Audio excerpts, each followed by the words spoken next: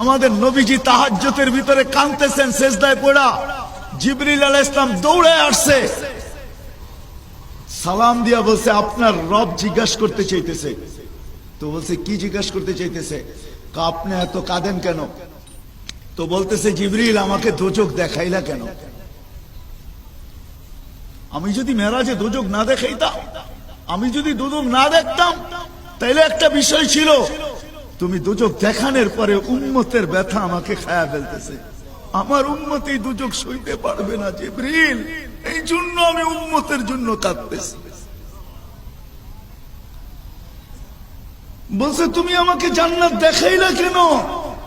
না দেখতাম তো একটা কথা ছিল, আমি যখন জান্নাত দেখা ফেলছি তো আমার উম্মতের ব্যথা খায়া ফেলতেছে, আমি চাই না আমার উম্মত এই জান্নাত হারা, এই জন্য আমি মাটিতে পড়া সিজদায় পড়া উম্মতের জন্য কাঁদতেছি।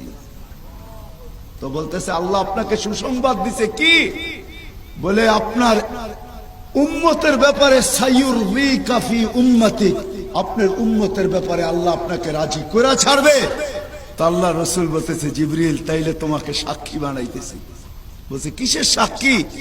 আমার একজন উম্মত জাহান্নামে থাকা পর্যন্ত আমি আল্লাহর উপরে রাজি হব না, না না না না। যেই নবীর দিলে এই ব্যথা,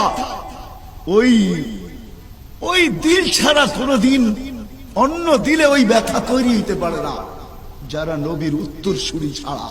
এই জন্য আল্লাহ হক্কানি ওলামায়ে কেরামকে নির্বাচিত করছেন আরশ থেকে কিয়ামতের সকাল পর্যন্ত দায়িত্ব কাঁধে দিছে।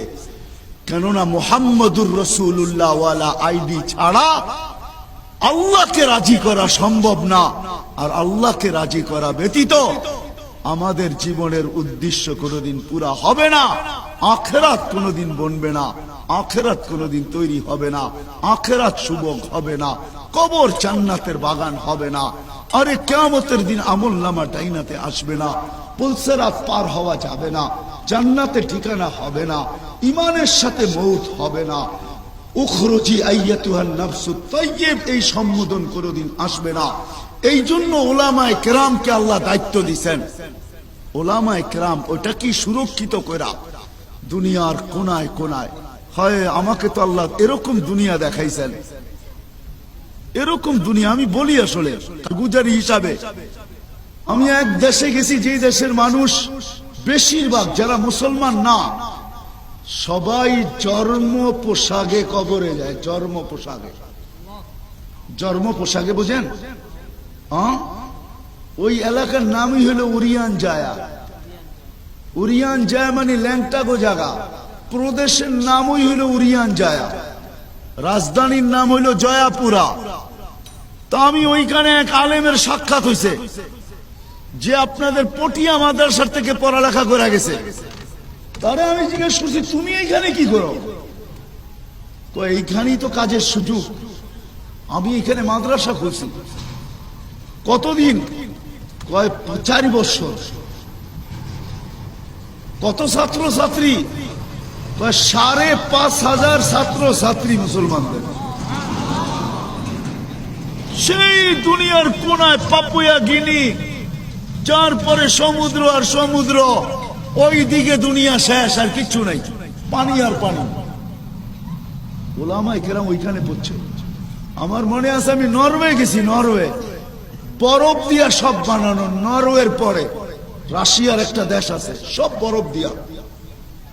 ওইখানে যাওয়া পর্যন্ত আমি হুজুর পাইছি, বাংলাদেশি আলেম। আরে আপনি কি করেন এখানে? কয় এইখানের মুসলমান যারা আছে ওদেরকে নামাজ পড়াই, তালিম করি, ওরা ছুটির সময়। হায় হায় হায়, আপনারা তো দেখেন নাই চোখে। আমি 2 দিন আগের কথা বলতেছি, 2 দিন আগের কথা। 29 তারিখে সকালে আমি মালয়েশিয়া গেছি, হঠাৎ কোন একটা কারণে।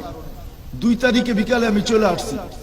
আমি একদিন ছিলাম অনলি মালয়েশিয়া। আলহামদুলিল্লাহ, এক একটা ফ্যাক্টরিতে 5,000 6,000 করে বাঙালি আছে, 17.5 লক্ষ বাঙালি।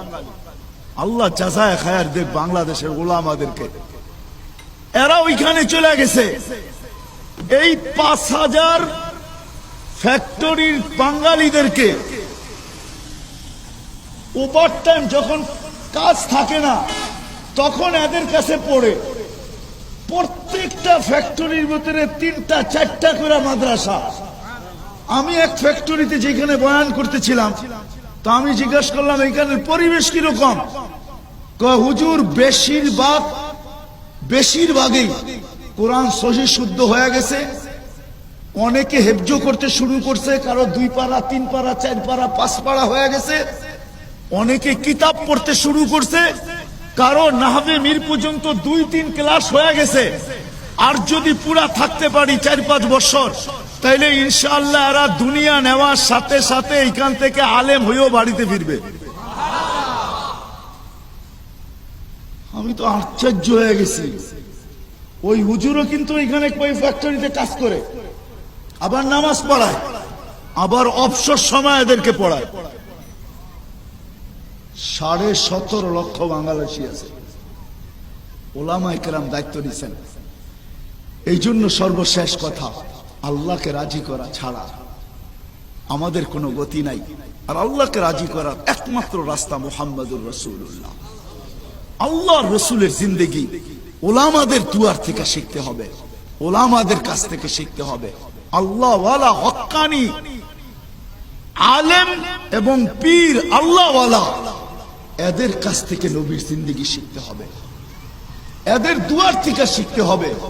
নবীর জিন্দেগি যদি আমি শিখতে পারি, কসম খোদার বীরেশ্বরের মানুষ, একটা সুন্নত যদি আমি গ্রহণযোগ্যতা পর্যন্ত পৌঁছাইতে পারি, তো আল্লাহর ওয়াদা আছে, আল্লাহর ওয়াদা আছে, কিতাবে লেখা আছে, ইতিহাস আছে, এক সুন্নত আপনাকে আমাকে জান্নাত পাওয়ায় দিবে। বিদায় ইনশাআল্লাহ করার জন্য রাজি আছি, চলার জন্য রাজি আছি।